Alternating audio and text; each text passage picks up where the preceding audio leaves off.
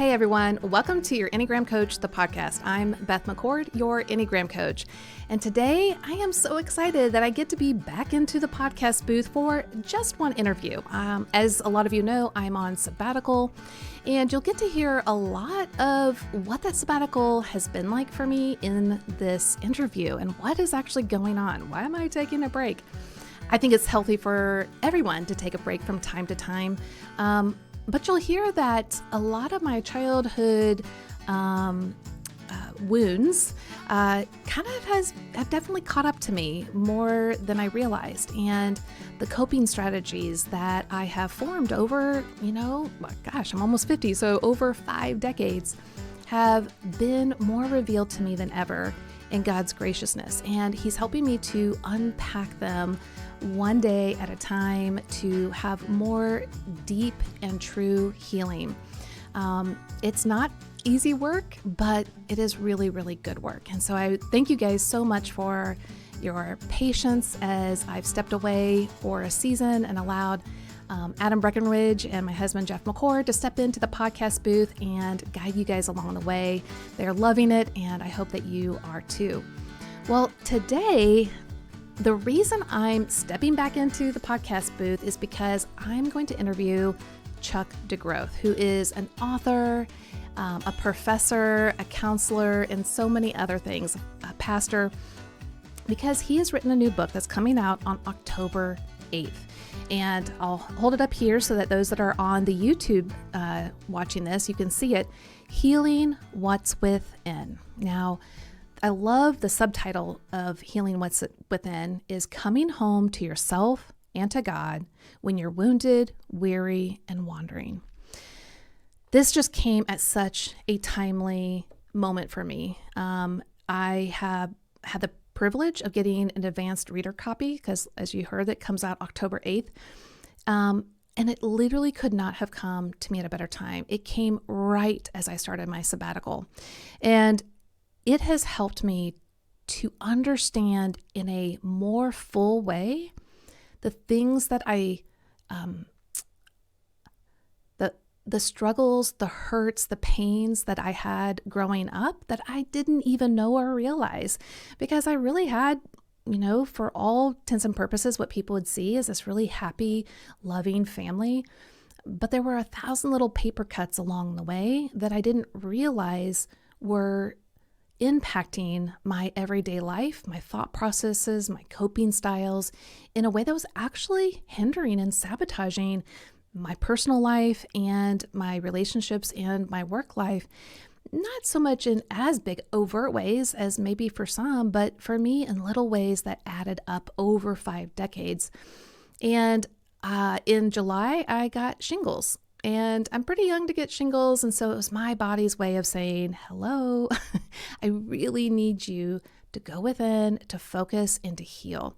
And so that's why I've taken this time to do my own inner work, even on a deeper level. Obviously, I've done a lot of inner work over the years, but I think God reveals to us bits and pieces graciously instead of one full swoop. Now, of course, I would rather learn and get over it and go on with my life, but God has us going about it one step at a time because that's what we can handle, and He's gracious in doing that. So part of that, my healing path, has been Chuck's book, Healing What's Within. And so today you're going to get a fuller glimpse of what that book is about, why he wrote it, and how it has impacted me and my personal story. So let me just tell you again, Chuck DeGroat is not only a personal friend, but he is a professor of pastoral care and Christian spirituality at Western Theological Seminary in Holland, Michigan, where he also serves as the founding executive director of the Clinical Mental Health Counseling Program. Now, he's also a licensed therapist, spiritual director, author, as you can see, a retreat leader, speaker, and faculty member with the Soul Care Institute. Now, as a therapist, he specializes in navigating issues of abuse and trauma, pastoral and leadership health, and doubt and dark nights of the soul that we all journey through. And so he trains clergy in handling these issues of abuse and trauma, conducts pastor and church planter assessments, and then he facilitates church consultations and investigations of abuse that have happened. So before we transition into this time frame, I just want you to know that Chuck is also going to reveal part of his story, which is really in this book, and it's beautifully laid out, of his time getting wounded in a church hurt, church firing that he experienced, but then also his journey through healing along the way. Now, he is married to his wife, Sarah, and they have two beautiful adult daughters. And without further ado, let me get into my time that I absolutely loved with Chuck DeGroat. Okay, so Chuck, your book could not have come at a better time for me. I mean, it's literally the perfect timing because right now I'm actually in sabbatical, as you know, and I'm sure some of our listeners know. And it has helped me to understand and speak to what's going on with me, which is healing what's within. Yeah. So what I've been learning so far, and how you beautifully unpack things, is that the pain we carry is not just about what happened to us, but what happened within us after our trauma or heartache. And it's about the disconnection that forms within us and how we often choose to cope in isolation. So as just people in general, we're trying to navigate life. We tend to suppress our emotions. We're ignoring our core needs, our pain.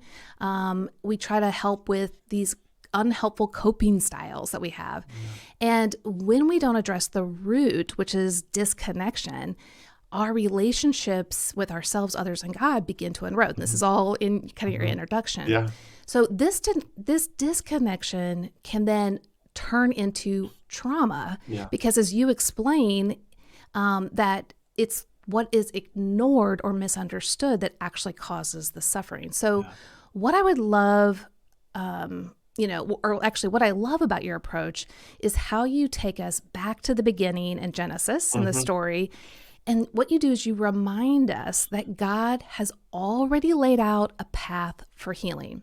And instead of, being left to cope alone, God lovingly meets us in our pain and shame, asking 3 specific questions. And these questions, are asked with compassion and curiosity, which you also talk about how we usually think the opposite. He's coming at us with a stern fist.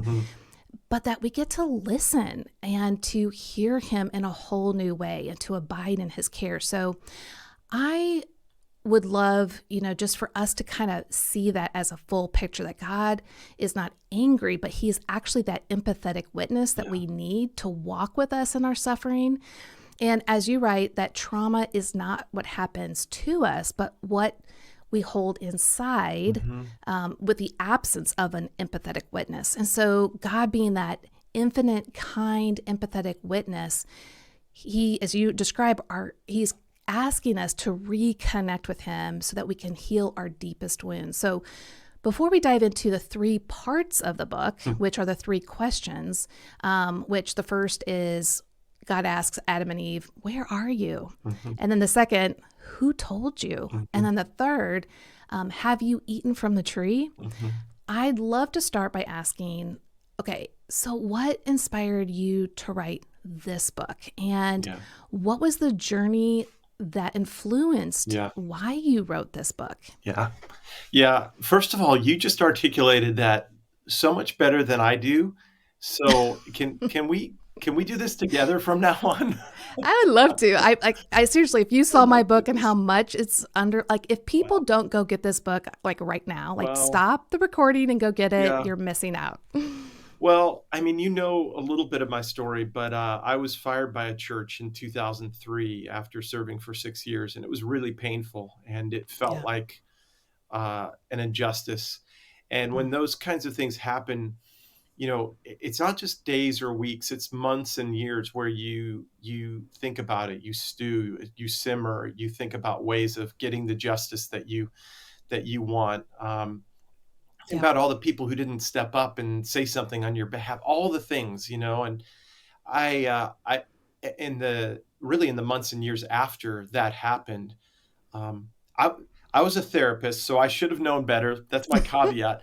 But I put my head down and charged ahead, Yeah. and at tremendous cost to my body and soul. I mean, what's fascinating is in those years after, I did some writing that I think turned out to be halfway decent. My first book, I think, is a good book. I think I led good retreats and guided people into good places in their lives, but all the while kind of ignoring what was simmering within me.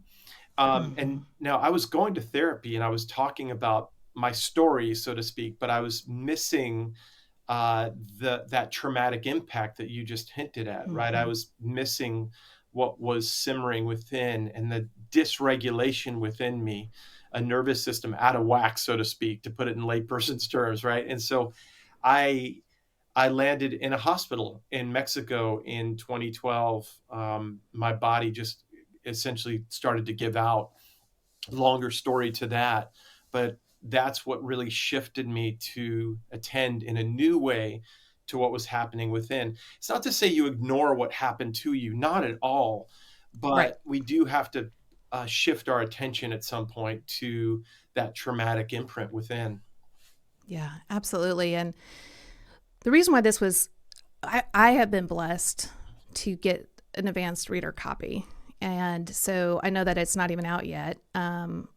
And so it's coming out in October, right? Yeah, October. October 8th. Yeah, Okay. That's what I was going to say that, but I was like, I don't want to say the wrong date.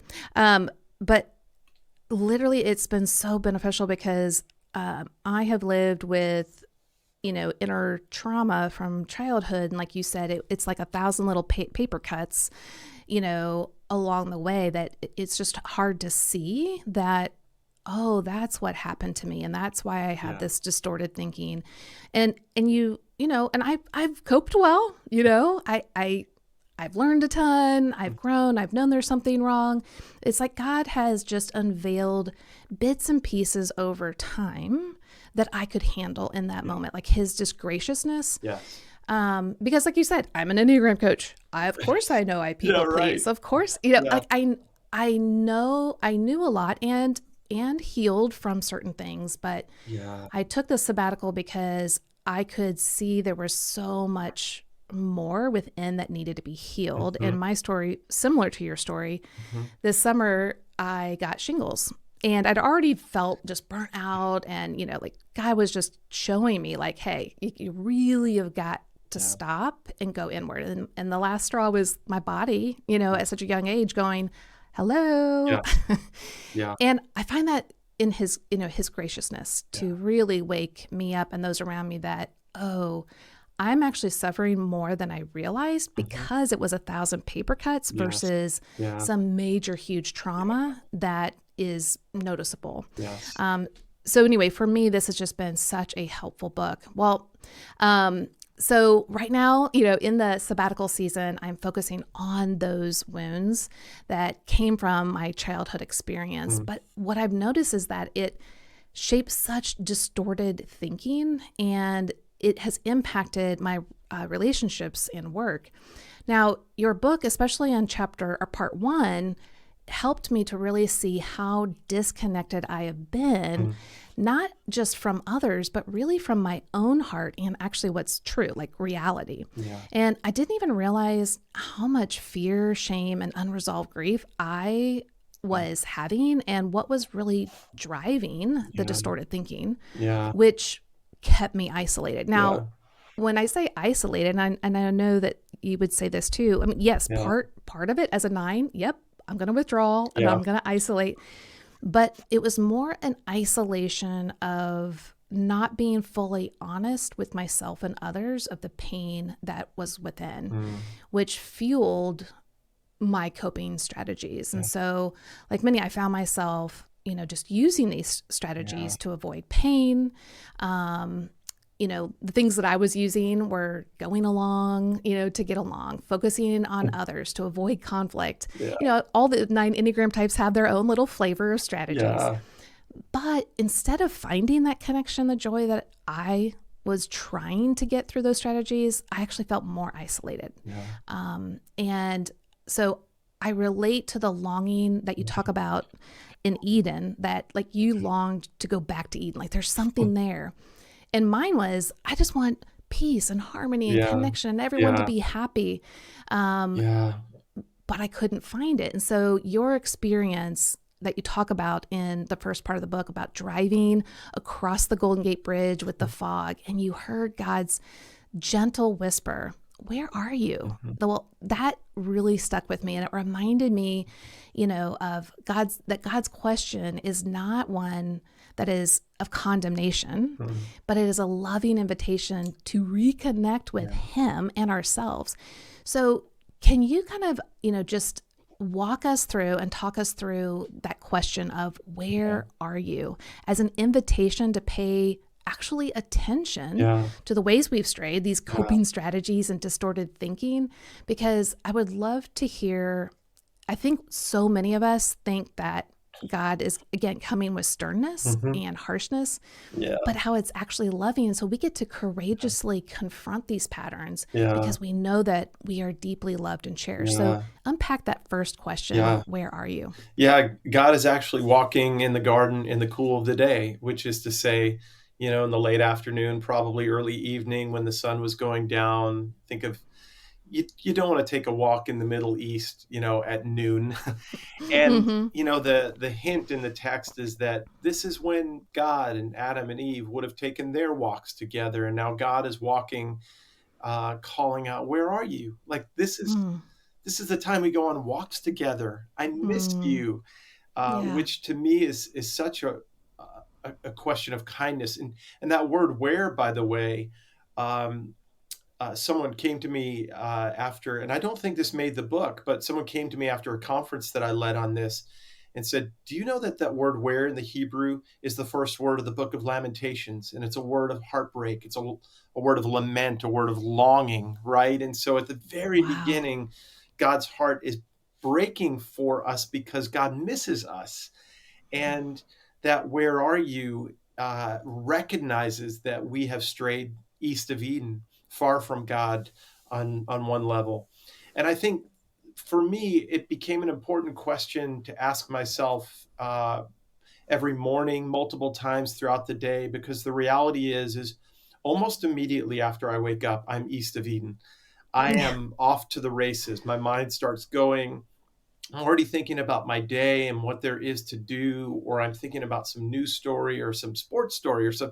So I'm on my phone checking those stories out, and I've strayed far from myself. And like Yeah. you, we're helpers. We Yeah. engage people. We produce things that we hope will be helpful to people, and we can be inattentive to our own needs in the process. That's why we Yeah. take sabbaticals. I'll take mine next fall. And so "where are you" helps you to sort of retune, to listen to the kind whisper of God. "I miss you. Come back." And for me, Yeah. there's a certain grounding that begins to take place when I hear that question, like, okay, I can come back into my body now. I can be Mm-hmm. present to what's going on inside of me. Yesterday, I've been speaking over the weekend in Chattanooga, and came home, and I felt really good on Monday. And then I woke up yesterday and I felt like I got hit by a bus. My window Mm. of tolerance was really small, and I had a full day. And I knew in asking that question that I had to make some choices yesterday to sort of take care of myself. And I did throughout the day. I stepped back from a couple of different things and disappointed a couple of people in the process, but needed to do that. Yeah. That is so good. And I think the question, where are you? What I love how you paint also in the book is how we've grown up, I would say, in our probably Western Christian culture that um, everything is supposed to be rosy and great. And when it's not, God is angry with us. Yeah, And I love that picture yeah. that you have. And I feel like that's such a key element to beginning the process to go within, because if we don't know that we belong to Him because of what He's done for us, then we can't fully understand that He is that empathetic witness. Mhm. Can you talk about the Yeah. empathetic witness Yeah. and trauma? Yeah, yeah. Well, so I begin with this quote from Gabor Mate, who's become quite popular, retired physician who's written a lot on trauma, where he says something to the effect of trauma is not what happens to you, but what happens inside in the absence of an empathetic or compassionate witness. And that really struck me the first time I came across that idea, that that somehow that stress and overwhelm grows when we're alone. Yeah. And that's become such an important piece for me personally, because the reality is after my firing in 2003, I put my head down, and not only did I not let people in, surprisingly, people just didn't ask. They saw me as the kind of person, maybe some people see you like this, the kind of person who's supposed to be put together, that's supposed to take care of others. And because I did do what I needed to do to kind of make a living in the months and years after, people even called me resilient. Yeah. By the way, Oh, that's yeah. not what resilience is. Resilience is not try harder. Resilience is not dogged determination.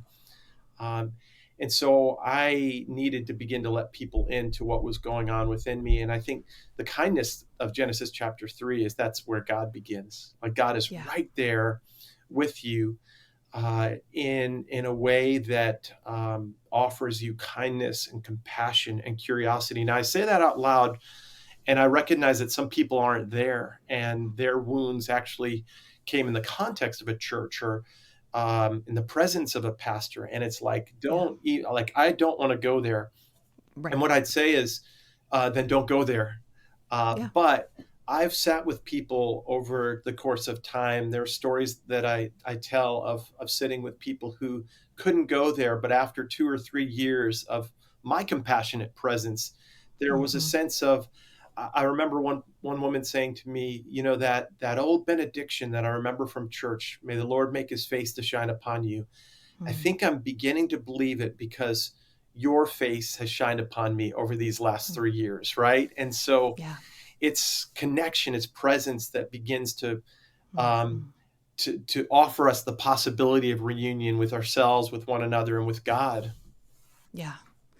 So moving into part 2 of the book, where we talk about who told you, and again, like I mean, I just naturally when I hear these questions, I literally kind of cringe, like, oh, he's mad at me, Yeah, like it's same. just the way we've kind of been brought up, and also just like our natural human ways of thinking and distorted Yeah, thinking. So but you ask us to pay attention to these voices, this distorted thinking, these coping strategies that we've adopted throughout the years, yeah, and thinking that they're protecting us all along, but really instead they're creating this isolation and hmm, even more pain with fear right with it. So, what really struck with me is how you described trauma, um, as not being seen or known by God, yeah, yet fully seen and know, or but that He fully sees and knows us. So yeah,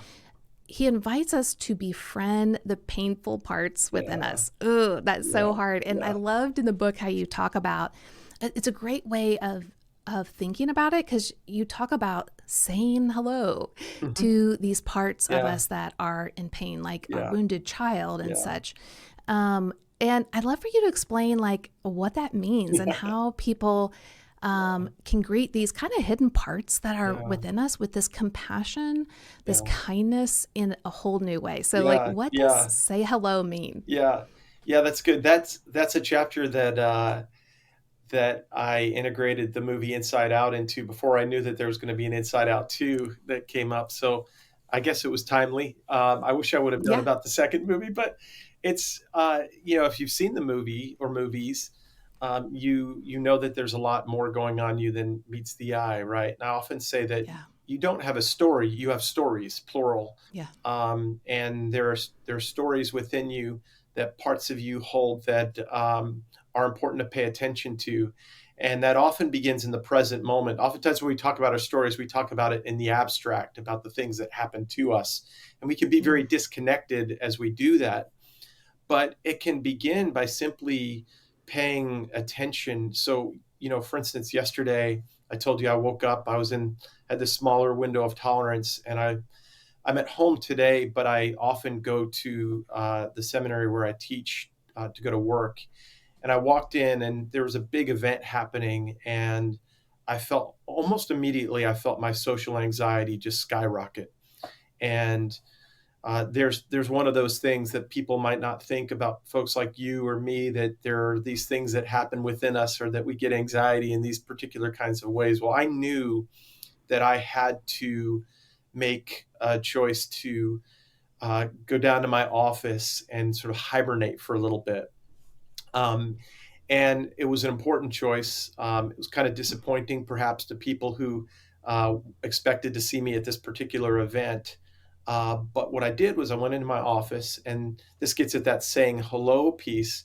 I realized that I was feeling some shame, some insecurity, and as I paid attention, as I sort of greeted that emotion within me that was welling up, and I could feel it in my chest and my throat, my face.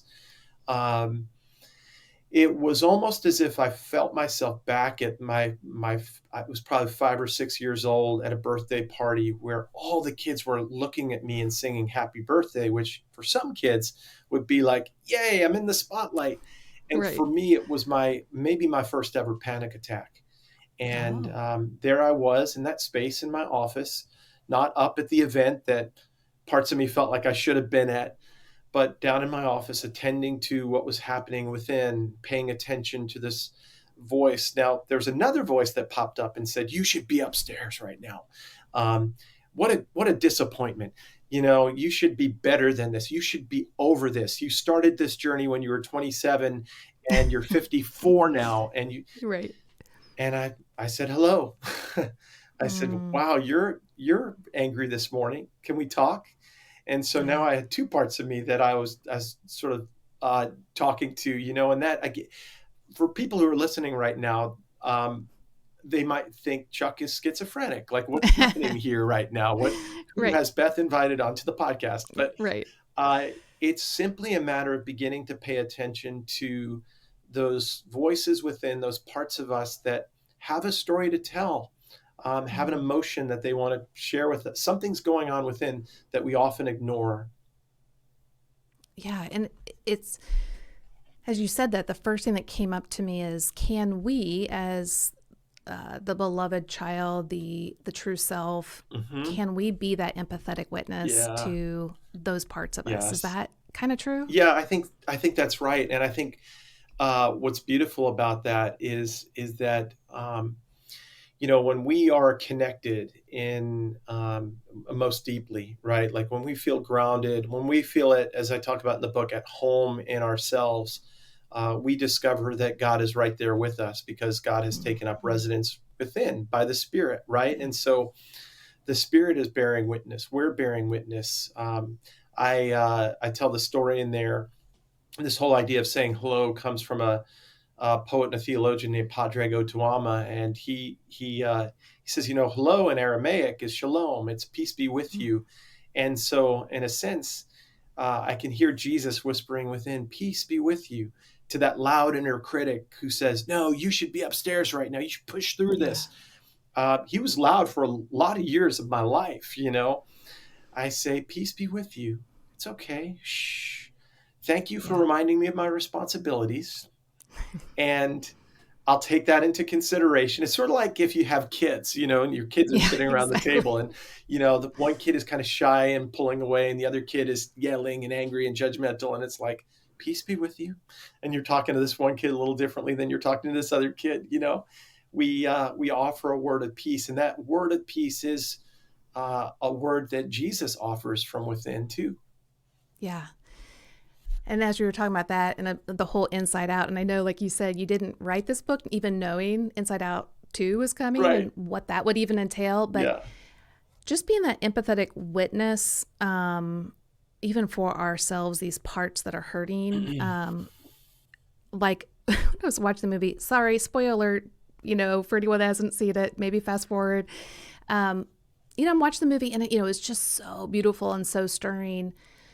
but I hadn't like cried yet, but I was Yeah. just sitting there. And as anxiety flew out of her own storm, she looked at Joy and just said, I was just trying to help. And Yeah. I lost it. And I'm like in the Yeah. theater and I'm trying so hard not to ugly cry, not because the ugly Mm. crying is bad, but everyone else is trying to enjoy the movie, and I could have just been sobbing loudly. And it, there's a part of me that is saying, I'm trying really hard, Yeah. and I'm trying to prevent the pain that we've had in the past now. And Yeah. I can see that my ways aren't actually helping us. And I'm sorry. Yeah. And I've tried. And then I get to be that empathetic witness and love that part of me. Like, you have tried really hard. And I'm so thankful for the work you have done on my behalf, but Yeah. it isn't helping us. And so we need a new way.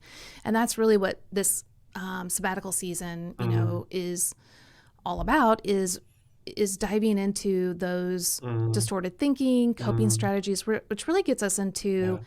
and man, there's so much in each of these parts that I would love to unpack Mm. with you, but we're going to get into part 3 because this gets into, did you eat from the tree? And Yeah. once again, when I hear that, I first hear it with a tinge of wrath or anger, Yeah. instead of, Yeah. hey, did you eat from the tree? Yeah. And the chapter I kind of want to focus on just, and all of part 3, but Yeah. was the chapter on addiction Yeah. and grace, which Yeah. was chapter 7. Yeah.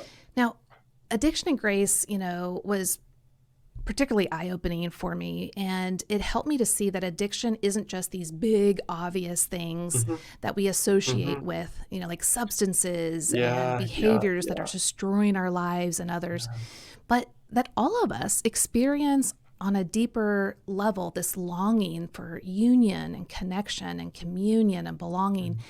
And so what really struck with me is how you described that we often believe the lie that we can somehow satisfy this longing we have of Mhm. union and communion Yeah. in our own terms. And you Yeah. beautifully use Jeremiah 2:13, where it says, we've dug our own cisterns, broken cisterns, which are like vases or cups Yeah. or a well, broken cisterns that can't hold water. But right next to us the whole time is the spring of living water, Yeah. God's full, Yeah. loving, providing presence that's Yeah. within us. And so what I've recognized for me is like, have you eaten from the tree?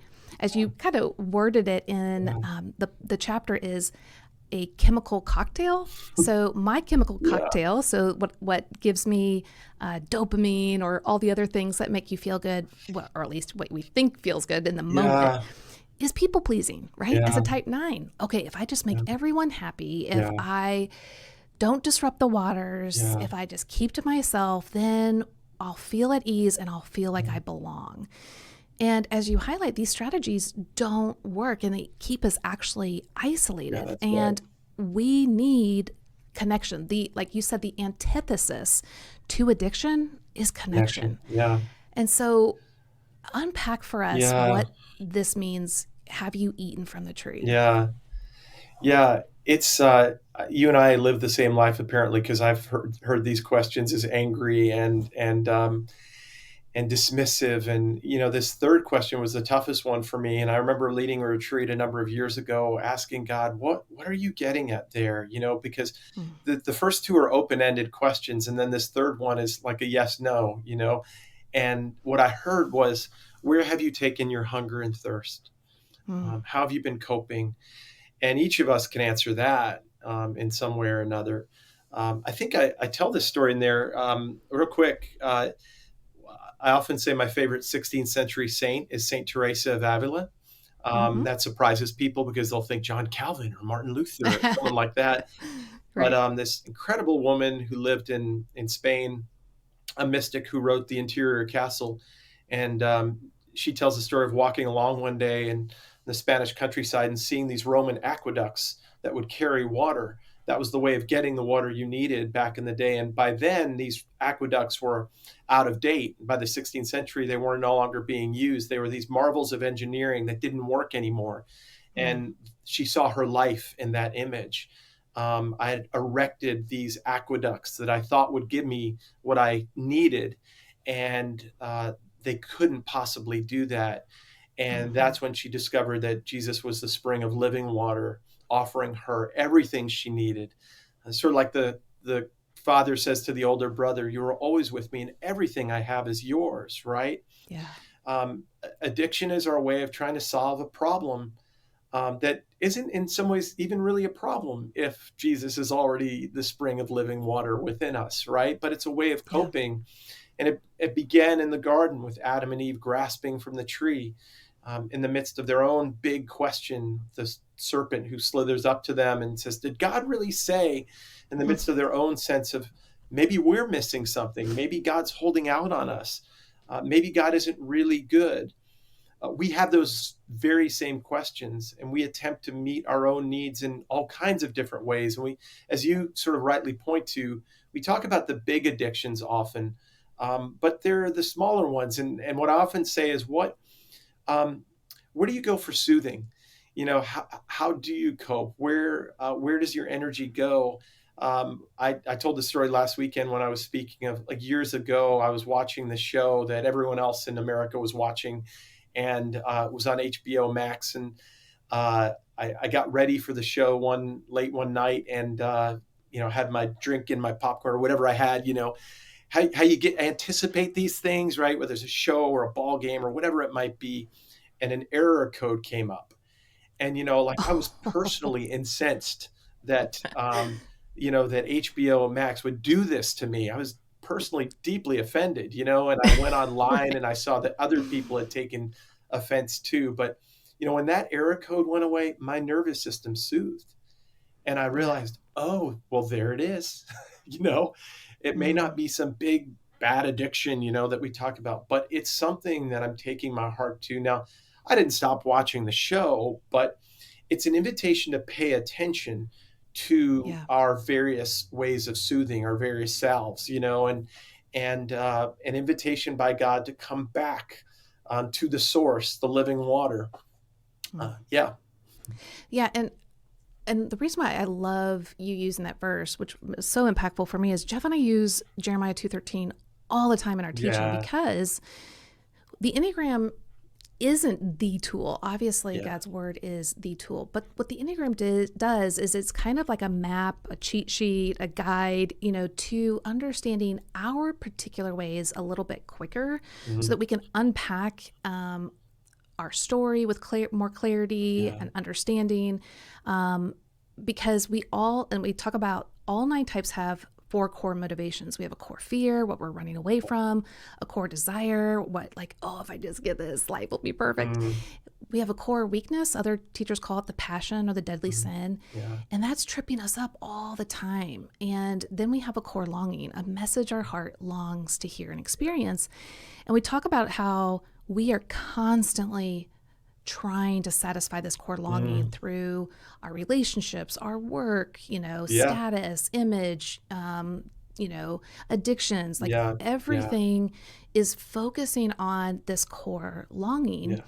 And each of the 9 types have a particular core longing. Mhm. Obviously, we all have lots of Yeah. longings, but there's this one that really is at the forefront. And so, we're sitting there, in life, and we got the spring next to us, but kind of ignore it, right? Like, Yeah. yeah, I don't know. And we kind of turn and we forget that it's even there. Yeah. It's right there. Yeah. And we start digging cisterns, and think of it like a pool, Yeah. like you actually, it's really funny. Jeff, growing up in Dallas, him and his friend were so hot one day, they thought they could dig a pool in the backyard. And so they attempted this. And so, they may have gotten like 4 feet by 4 feet, let's say, Brilliant. and like maybe Wow. 3 inches, 5 inches deep. Who knows?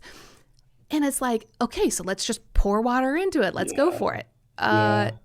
We all know what happens, right? It Yeah. just dissipates. And so what happens with our core longing, my core longing is to hear your presence matters, to Mm. like know I love that. that I have significance and belonging. You as a type 1, it's to hear you are good. Yeah.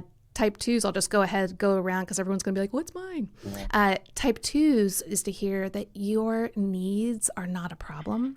Yeah. Type 3 is that Type 2 is not, it's not that, even though that's close to it, is you are loved and wanted. Type 3 is you are loved and wanted for simply being you. It's not about status, it's about just being you. Type 4 is you are loved and wanted just for who you are, special and unique and known. And then type 5, your needs are not a problem. Type 6, you are safe and secure. Type 7 is you will be taken care of. And type 8 is you will not be betrayed. And type 9, just one more time, your presence matters. And so we're constantly digging cisterns because we've forsaken the spring of living water. And it's like, oh, like for me, oh, well, if I just make this person happy, or if I just keep this relationship at peace, if I just this, and this, then I'll be okay. When actuality, Christ has already satisfied our core longing. Yeah. And that's where we get to turn to the spring and just drink it up fully. And so can you kind of paint a picture of the kind of the end of the book, kind of wrapping it up? Yeah. You talk about a holy hunger. Yeah. Can you just kind of Yeah. let us get a glimpse of what that's like? Yeah. Again, you just articulated it really beautifully. And I love that you can sort of go around the Enneagram and name some of those core longings. And I suspect listeners are like, "Ugh, yeah." I think that, and by the way, I'm a 4. So, Oh, yeah. that's so fun. Did you, I knew that. Did you at one time way back Oh, I think you were did. one? Yeah. Okay. Yeah. I'm really good at remembering what people say their type Yeah. is. For I some reason, it's just started like, the very short story is I became acquainted with the Enneagram in the late 90s, and I started as a 4. That's where I immediately sort of identified myself. But yeah. someone who is a supposed expert in the Enneagram typed me as a 1 back in 2008. And I sort of tried that on for size for about 4 or 5 years and Okay. said, this isn't it. And I found my way That's, back to, because in my mind, I was going back and forth because I yeah, think I knew that yeah, story. But okay. yeah. So anyway, so Well, type 4, you are seen and loved for exactly who you are, special and unique, is your core longing. yeah. And when you said that just now, like, and I can feel it, tears Yeah. come up. Like that's just, they're there right now. And Right. there's such a hunger for that love, that of course is connected to my own story and some of my own death by a thousand cuts, as we talked about a little earlier. Some of the early attachment and relational misses. But I think what's so beautiful is that what I do, this, that third question anticipates the question that Jesus asks more than any other in the Gospels, and that's a question of, what do you long for? What are you hungry Mm. for? What are you thirsty for? What do you want? And I think that's so beautiful that here again, Jesus, just as God shows up in Genesis chapter 3, Jesus doesn't show up with condemnation, doesn't show up with a close-ended question, but with this open-ended, what do you most deeply hunger for? What do you most deeply thirst for? And the Yeah. reality is, as we were just talking about, those temporary salves just don't do it for you. And if you've ever been addicted, whether it's something, the really big sins that the church identifies, or the things that you're sort of just kind of wondering, I wonder, there's 2 or 3 glasses of wine every night, or that show that, that I just don't stop, whatever it might be. Mm-hmm. Um, as we begin to identify these things and ask what our hearts most deeply long for, that's where people begin to experience a greater expansiveness, because addiction constricts. And no one's really satisfied with those ways of coping. But as you begin to connect to your deepest desires, and this is where your work is so helpful in pointing people to those, unique longings of the Enneagram types, I can say, okay, I need to be loved. I need to belong. I need to be known. Um, I need to live with a certain authenticity. Those are really core to who I am. And absent that, my life is going to feel really constricted. And so how do I get those core longings met? Mm-hmm. How does that inform my way of praying? And how does that change my way of going about my day? And so I'm, again, to go back to the beginning, we may start our day with where are you, and notice that we're already being pulled out to sea, Yeah. and we can return. And Yeah. the reality is God is right there, smiling with open arms, waiting for the reunion. And that's the good news. Yeah, and you paint in that chapter the picture of the prodigal son, and Mm-hmm. you already mentioned the older son. Like, you've had everything here, but then the prodigal son, Yeah. he's running to him and Yeah. lavishes him with Yeah. love versus the condemnation and shame Yeah. that we all think we're like quote unquote due. Yeah.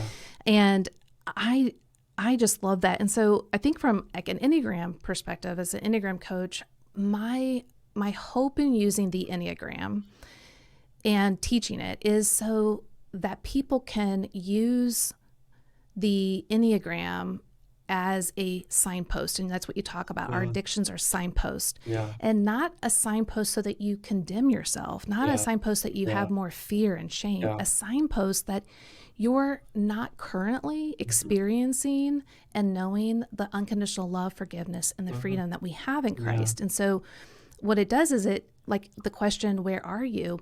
It helps us to go, oh, wait, I turned away from the spring of living water and I went Yeah. and I started digging cisterns Yes. to That's right.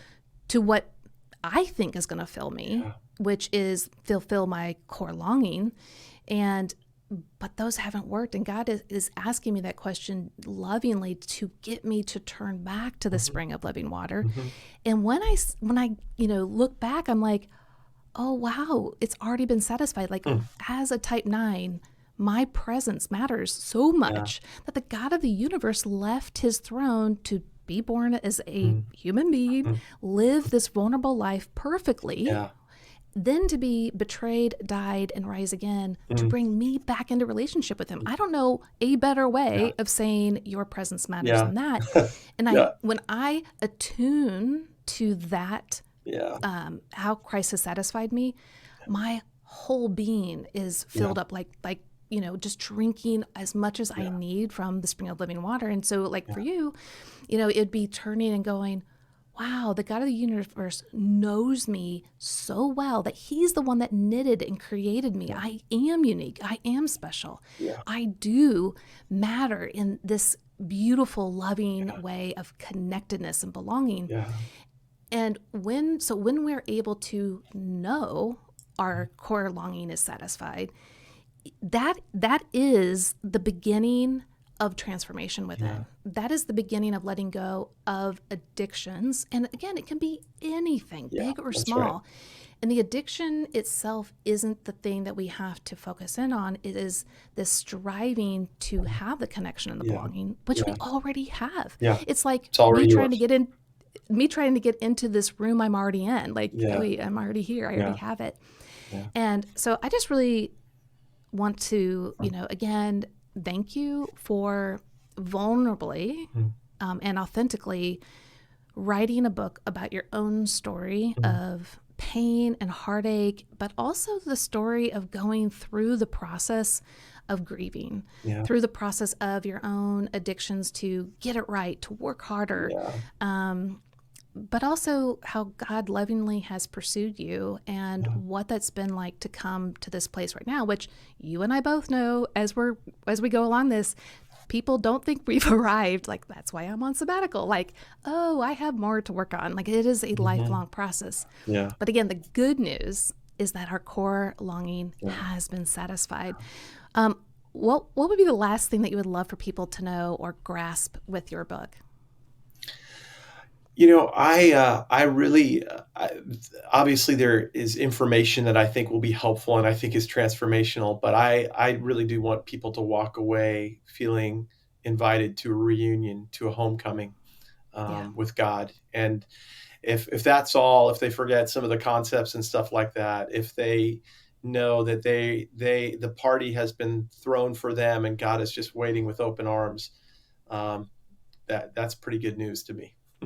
Yeah, because like I'll just kind of go around the wheel. We call it, we're going around the wheel one more time, how Christ has satisfied you. And I hope that each of the types can listen, as this is the spring of living water that you can drink from. So for the type 1s, you are good because he was perfect on your behalf. The type 2, you are loved and wanted. Again, so much so that he died and rose again for you, to bring you to him, to pursue you. Type 3s, you are loved for simply being you. It's not about your accomplishments. In fact, he accomplished everything on your behalf and gave it to you. And then for you, as the type 4 we talked about, you are seen and known for exactly who you are, special and unique. You were knitted together in your mother's womb. He knows you way more than you know you and has full connection, and you belong to him. The type 5s are, your needs are not a problem. Type 5s feel like their needs are just too much. But we've got the God of the universe. Your needs not only are not a problem, it's a delight for him to be the good shepherd, to provide and love you. A type 6 is, you are safe and secure. And yes, we all know that day to day, we don't know what's going to happen, but ultimately we are safe and secure in his love, his forgiveness, and what he has accomplished for us, which is absolute security within him. The type 7s, you will be taken care of. Type 7s I can't rely on anyone to fulfill this insatiable desire inside. Well, we've got the spring of living water. You can have as much as you want and absolutely be fulfilled. And then the type 8s, you will not be betrayed. He was the most betrayed, and so he understands what that's like. Therefore, he will never forsake or betray you, but he is there to protect you. And then for us 9s, like I talked about, your presence matters. He went to the nth degree to bring you back into relationship with him because you matter. So I hope that as we wrap up this, that you guys will go get Chuck's book, Healing What's Within. And I love the subtitle, Coming Home to Yourself and to God When You Are Wounded, Weary, and Wandering. I can attest to this, that my book is fully written up, underlined like crazy. I think I went through like 2 pens actually. Yeah. And so please go get this book, begin your own journey of discovering the wounds that are within, but that he is calling you back home.